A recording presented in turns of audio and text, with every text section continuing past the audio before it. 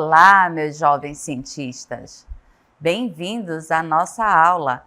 Eu sou a professora Aldaleia Santos, sua professora de Ciências, e vamos para a nossa aula de número 13, Revisão e Avaliação.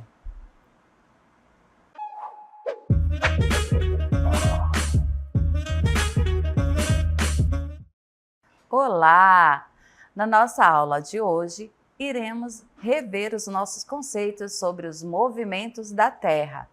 Os movimentos da Terra são os deslocamentos que o nosso planeta realiza em relação à sua própria estrutura ou em relação ao Sol. Os principais são rotação e translação. Como nós vemos aqui na imagem, na ilustração, o nosso planeta Terra realiza, o movimento em torno de si, que aí representa o movimento de rotação, ou ao redor do Sol, que é o movimento de translação. Então, quais são os movimentos da Terra?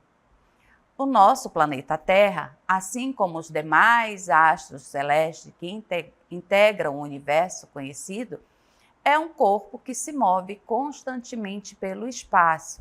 Então, os movimentos realizados pela Terra acontecem tanto em relação a outros corpos celestes, como é o caso do Sol, quanto individualmente, como a interferência, sem interferência de movimentos externos, certo? E dentre esses movimentos que o nosso planeta realiza, os principais movimentos realizados pela Terra são a rotação e a translação. Rotação, professora? Sim, rotação. Então, o que é isso? Quando a Terra realiza a volta em torno do seu próprio eixo. Então, por exemplo, quando você gira, certo? No seu próprio eixo, você realizou um movimento de rotação. Então, é isso que o nosso planeta faz. E como que descobriram, professora, esses movimentos de rotação e translação? Através de um experimento muito simples, que nós veremos a seguir, através do exemplo do gnomo. E com esse experimento do gnomo, nós identificamos os movimentos da Terra, que é a rotação e a translação. São os movimentos realizados pela Terra e que podem ser investigados por meio da análise de uma sombra formada por uma vara posicionada no solo vertical, certo? Então, esse experimento, o nome desse equipamento, gnomo, ele deve ser fixado em um local onde recebe a incidência solar durante o dia, possibilitando a análise das sombras. Então, vamos ver aí na imagem. Veja que temos várias projeções de sombra conforme o nascer do Sol e o pôr do Sol. Nós temos como convenção o nascer do Sol ao leste e o pôr do Sol a oeste, certo? Então, conforme ocorria essa transição entre o nascer, o meio-dia e o pôr do Sol, ao fixar essa haste no chão, que recebe o nome de gnomo, as civilizações antigas fizeram ali as suas pesquisas e observaram que diferentes projeções, certo? Então, essa análise foi feita através da incidência solar durante o dia, possibilitando a análise dessas sombras projetadas. E nós vemos o quê? Que as sombras do gnomo apresentam diferentes comprimentos ao longo de um ano, de um valor mínimo a um valor máximo. Isso está relacionado aos movimentos de rotação e translação da Terra. Nós observamos aí na primeira haste a sombra formada pelo gnomo em dias dos meses de dezembro ao meio-dia, ela tinha uma curvatura menor. E a sombra formada pelo gnomo nos meses de março e setembro ao meio-dia, nós já tínhamos uma projeção maior. E a sombra formada pelo gnomo em dias de junho ao meio-dia, essa sombra se tornava ainda maior. E aí o cálculo, essa projeção de sombra foi utilizada como, professora? Que a sombra tem um ângulo diferente, eu já entendi, professora. Mas como que isso foi utilizado pelas civilizações antigas? As civilizações antigas que utilizaram o gnomo está os egípcios, os gregos, os chineses, certo? E isso propiciou o quê? Um experimento através de um cálculo matemático que fez com que identificasse uma circunferência da Terra, tá? E ali foi determinado, né, que para existir essa diferença, ocorria o quê? Uma realização de movimentos diferentes, depois identificados como os movimentos de rotação e translação da Terra. Então, o que é rotação, professora? Rotação é o movimento que a Terra faz em torno do seu próprio eixo, como a professora já exemplificou, né? Quando você faz uma volta ali em torno do seu próprio eixo. Então, isso é uma rotação. E quanto tempo leva, professora, então, a rotação da Terra? Cada giro que a Terra dá ao redor de si mesma dura 23 horas, 56 minutos, 4 segundos e 9 centésimos. Por isso, convencionou-se que o dia tem 24 horas, certo? Então, para um ajuste, ficou a convenção de que o dia teria 24 horas. Vamos observar aqui a exemplificação da rotação. Então, nós vemos aqui o Sol, certo? Temos lá o Sol, vemos os raios solares e devido aqui, ó, a inclinação, né, do nosso planeta Terra, faz com que um lado receba os raios solares, fazendo desta forma o dia, e o outro permanece na sombra, sendo o quê?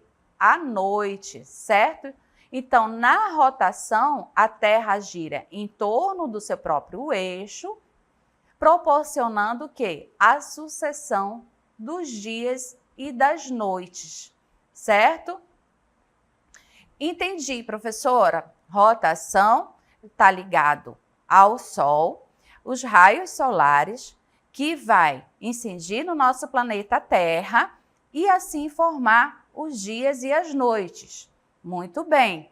Então, a rotação é o movimento, né, que a Terra realiza em torno do seu próprio eixo, provocando a alternância nos períodos de insolação direta nas regiões do planeta, certo? Então, guardem aí, rotação é o movimento que a Terra realiza, né, em torno do seu próprio eixo, provocando a alternância, né, dos períodos de insolação direta nas regiões do planeta. Vamos ver a imagem. Então, esse movimento de rotação faz com que haja alternância em relação, né, à recepção de iluminação solar pela superfície terrestre e a velocidade média do movimento de rotação é de aproximadamente 1969. A professora quer que você observe bem essa imagem, certo? Que assim como lá na projeção do gnomo, que a sombra, né, tinha comprimentos diferentes, você observa aqui por essa imagem que também o Sol, né, ilumina de forma diferente o nosso planeta. Então, o movimento de rotação faz com que, né, haja alternância em relação à recepção de iluminação solar pela nossa superfície terrestre e a velocidade média, que esse movimento de rotação é de aproximadamente 1.669 quilômetros por hora, certo? Essa é a velocidade que esse movimento ocorre. E quais são as consequências do movimento de rotação, professora? A principal, como nós vemos aqui exemplificado, é a sucessão dos dias e das noites, certo? E qual outra consequência, professora? Vamos ver ali.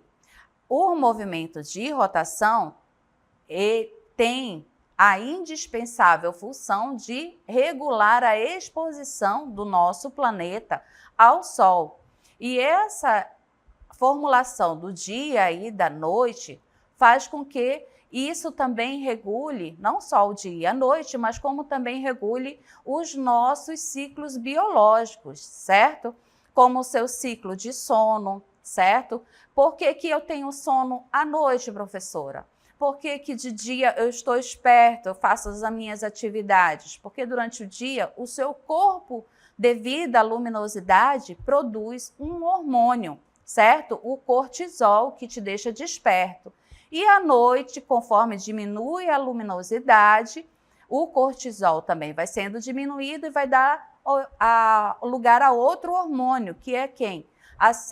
A melatonina, certo? E ali a melatonina é que vai fazer você ficar sonolento e dormir. A sua função digestiva, certo? À noite também diminui. Então, esses ciclos biológicos, eles são muito importantes e são regulados por esse ciclo do dia e da noite. E o que é a translação? A translação, né, é o movimento que a Terra realiza em torno do Sol, percorrendo uma órbita elíptica. O movimento de translação é realizado em aproximadamente 365 dias, 5 horas e 48 minutos. Vamos ver uma animação sobre isso. Então, observe aí na nossa animação. Nós temos o Sol, certo? E a Terra fazendo a volta em torno do Sol. Esse é o movimento de translação. E aí você observa que ela está girando, né? Fazendo a alternância dos dias e das noites, correto? Então, vejam que esses movimentos ocorrem simultaneamente. Então, a Terra não faz só a rotação ou só a translação. São movimentos simultâneos, certo? E vamos ver aí as consequências da translação. Quais são as consequências da translação, professora? Uma das consequências, né, do movimento da translação é o quê? A sucessão dos anos, certo? Então, nós vemos ali que uma volta completa da Terra em torno do Sol é chamado de quê? De ano civil, certo? Que por convenção apresenta 365 dias, visto que o tempo real do movimento de translação é de aproximadamente 365 dias e 6 horas e 366 a cada 4 anos, que são os anos bissexto, certo? Por que que existe isso, professora? Por conta dessa fragmentação de horas aí que nós observamos. Então, a translação, ela é responsável pela mudança das estações do ano, primavera, verão, outono e inverno, devido à inclinação do eixo da Terra em relação ao plano de sua órbita ao redor do Sol. Lembra que a professora disse para você prestar atenção que os raios solares atingiam a Terra de formas diferentes? Então, conforme a localização e que nós teremos o quê? As estações do ano. Então, as estações do ano ocorrem em decorrência do quê? Da inclinação da Terra em relação ao Sol.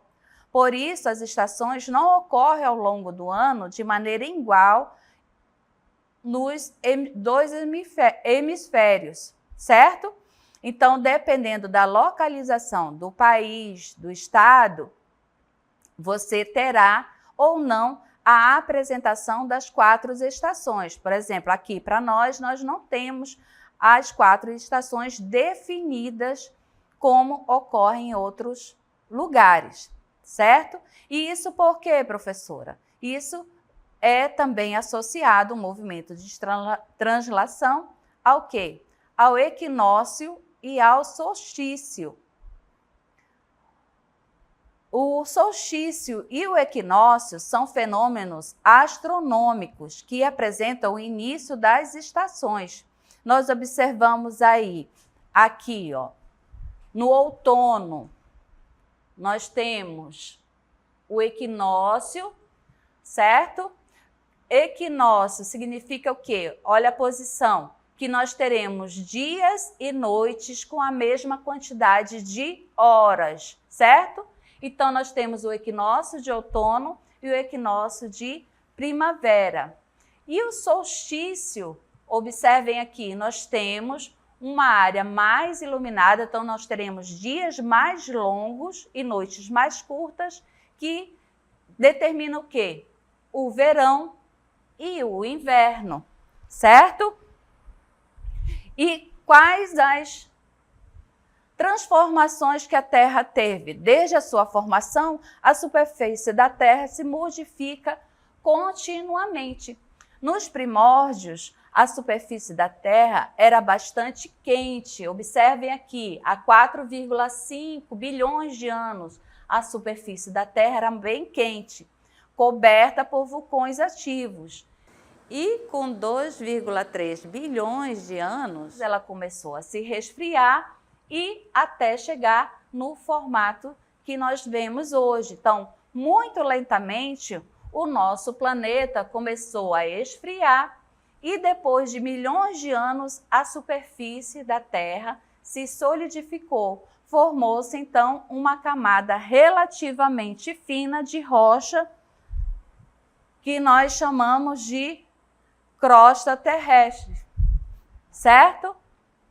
Então, a origem da Terra, né, se formou após a explosão de uma supernova, quando as partículas cósmicas e materiais microscópicos começaram a se juntar devido à força gravitacional. Supernova, professora? Sim, é quando há uma explosão de uma estrela, certo? E essa explosão gera as partículas e ali os materiais começam a se juntar devido à força gravitacional, porque nessas partículas há a presença de metais, né? E assim, dessa forma, as partículas se juntam, né, em diferentes formas, formando estrelas, planetas, asteroides e outros corpos celestes. E um desses corpos celestes foi justamente o nosso planeta Terra. Então, o formato da Terra, né, é algo que gerou aí muita pesquisa. E o ser humano articulou e documentou concepções distintas sobre o formato da Terra em diferentes épocas e lugares.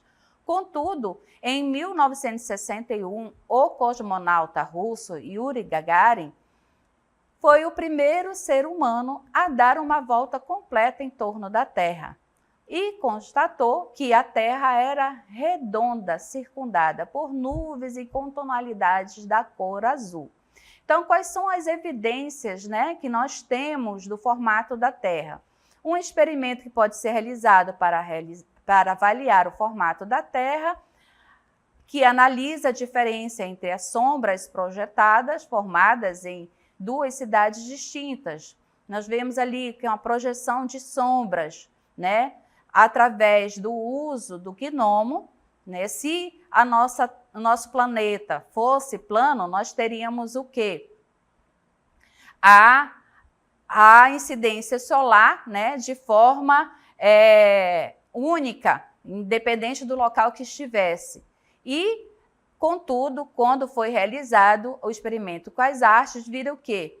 Que, devido à projeção da sombra não ter o mesmo tamanho, né, a hipótese que a Terra só poderia ser esférica, já que haviam projeções de sombras diferentes de acordo com a latitude do local. Dando continuidade, vamos lá. Nós passamos para o experimento de Eratóstenes, que foi um grego, né, estudioso grego, há cerca de 2.200 anos, que realizou esse experimento simples, que reforçou a ideia de que a Terra era esférica e permitiu calcular uma relativa precisão o tamanho do nosso planeta Terra. Ele colocou duas hastes na cidade de Alexandria e na cidade de Siena e, através do cálculo matemático da projeção da sombra, ele conseguiu identificar, né, que a Terra era redonda e conseguiu até calcular a circunferência do nosso planeta Terra. E, dando continuidade, nós passamos agora para a teoria da deriva continental, que é uma teoria proposta pelo geofísico Alfred Wegener em 1912 para explicar a evolução da distribuição dos continentes sobre a superfície da Terra. Observem aqui. Qual foi a teoria? Em 1915, ele publicou, né, o seu livro, onde ele dizia que, segundo a teoria da deriva continental, havia um supercontinente, um único continente no nosso planeta, denominado de Pangeia, que se dividiu inicialmente em dois outros continentes, a Laurásia e a Gondwana. A Laurásia era um supercontinente do hemisfério norte durante o Mesozoico. Após sua fragmentação, a Laurásia formou a Eurásia e a América do Norte, há cerca de 65 milhões de anos, abrindo, portanto, o Atlântico Norte.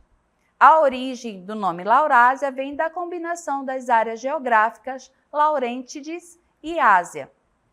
Vamos ver a seguir quais os argumentos e as evidências, né, da teoria da deriva continental.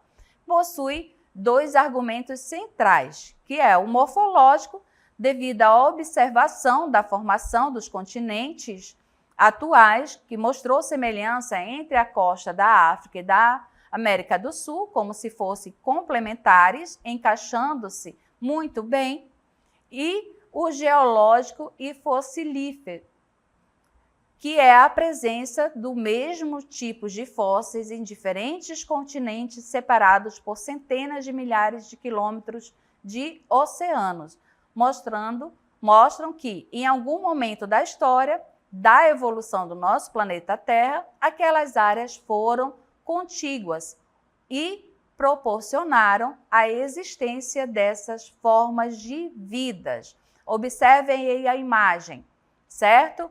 Onde você identifica registro fóssil, por exemplo, aqui, tanto na América do Sul quanto na África, certo? Ou na Índia, na Antártida e na África. Esses registros fósseis, eles são tanto de animais quanto também de plantas, certo? E as placas tectônicas São grandes estruturas rochosas que se movimentam constantemente e lentamente sobre o manto. O Brasil encontra-se sobre a placa sul-americana. Observem aqui que a Terra é formada por diversas placas tectônicas, certo? Nós temos as placas tectônicas que estão os nossos continentes, como também os que estão os oceanos, certo? Então, a placa tectônica ela se divide em continental e oceânica, certo? E assim, eu espero que você tenham gostado da nossa revisão. Muito obrigada pela sua atenção.